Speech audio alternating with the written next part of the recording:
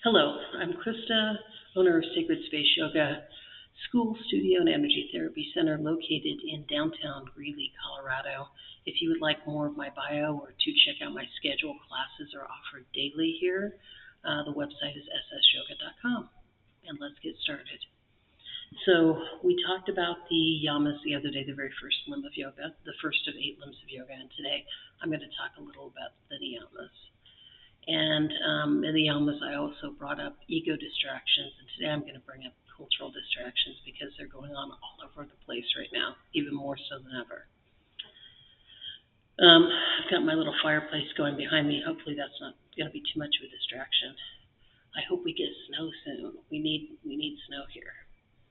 So the niyamas, the observances, they are, and I'm just going to go slowly through them today. Shauca, which translates to purity. And Shauca is basically giving us guidelines on if you want to make space for spirit, watch what you ingest in terms of sugar, caffeine, fat, you feeding yourself, right? Feeding your physical body so that you're in optimal health, so that you feel good. Drinking enough water, watching the intoxicants you take in. Marijuana's big here now. Magic mushrooms are big here. Actually, I kind of like magic mushrooms, but just watching, because everything that you take in that alters your mood and alters your behavior is going to make a bit of a smoke screen for spirit to come through. I think the less talked about is what your mind ingests, what you ingest on the internet, through the television, the people that you're around. I think that if you were to focus on being more mindful of that, and I'm one to talk, I like watching true crime TV, but that is Shauca, that is purity, paying attention to what comes into your mind, your body, and your spirit. The second is Samtosha, which translates to contentment. And this is, the ego is a big distractor here. The ego, well, no, I'm going to say cultural influences too, right? If you watch ads on TV that tell you you're not whole unless you buy this, or that you're going to get sick and you need that, of course, that's disturbances culturally.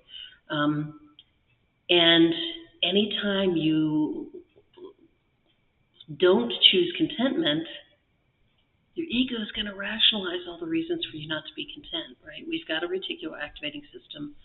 I talk about that at other times, but whatever you believe, whatever you're focusing on, you're going to get more of. As long as you keep choosing contentment again and again, contentment is what you will get, and you will be more in line with connection to spirit, whatever spirit means to you. The third niyama is tapas, which translates to austerity. And I'm going to read you a little story. So I'm going to be looking down for a bit. And this is from Yoga and the Path of the Urban Mystic by Darren Main. It's a really good book if you want to study the limbs of yoga more. It's great. And the chakras. So tapas is the third niyama. It's the practice of creating an austere life. Austerity is simplicity through modest living. Traditionally, a yogi would renounce the world altogether, letting go of all worldly possessions, except perhaps a loincloth and a rice bowl. Once again, this would be impractical for most of us, right? These days, we'd get arrested if that was all we had, and we were walking around outside. But just because you're practicing tapas, just because you've let go and detached and released all of your items, it doesn't mean you're doing a good job of practicing it. So I'm going to read you a little story about that.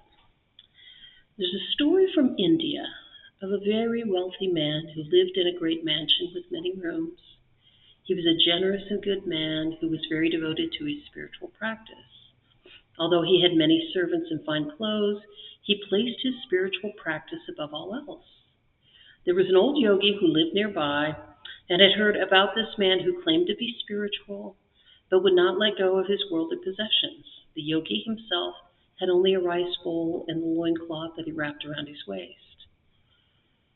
The yogi decided that he would pay this man a visit to show him the error of his ways. When he arrived at the rich man's mansion, he was greeted warmly. The two sat and meditated and then chatted for hours about the nature of spirit and other related topics. While they were in the middle of their conversation, however, a fire broke out in the mansion. One of the servants came in and informed the master of the house that he would need to evacuate. Because he was enjoying his conversation so much, the man declined but agreed to move to a different wing of the house. As the fire continued to spread, his servant again encouraged them to evacuate. Again, the man refused but moved to yet another wing of the mansion.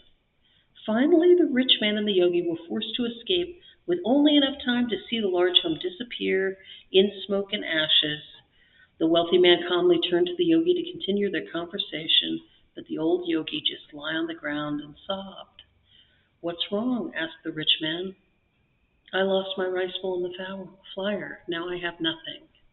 Of course, the moral to the story is that having a lot doesn't mean you can't practice tapas, and having a little doesn't necessarily mean you're practicing it well. I think as urban mystics, we can glean a lot of wisdom from this story. Austerity is, of course, minimalist living so that you have more time and space for spirit to come through. But again, you could think you're practicing it and not be doing a very good job at it. So the next two niyamas are two of my favorite of the limbs of yoga. And the first one is Svadhyaya, which translates to self-study.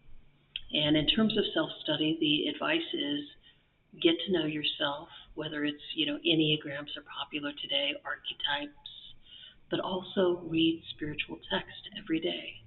So read more to learn about you, read more about spiritual gurus or spiritual guides that you have respect for, and you will learn a lot. And if one of the things, Svadhyaya, one of the activities I previously gave, I want to know the truth, that's exactly practicing Svadhyaya.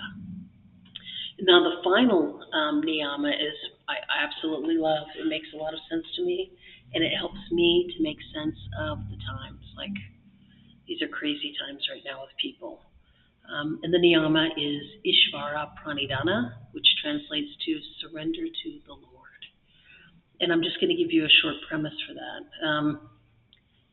If you believe that there is a higher intelligence, which I do, I don't know how you can, but I was raised an atheist, so I guess I do know how you can be, and you think that you are part of the universe that is guided by this higher intelligence, right?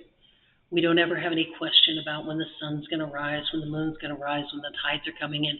There's so many magnificent things that happen. I've got a Thanksgiving cactus that is blooming right now, and yesterday was Thanksgiving. Like, these things are just beautiful and miraculous.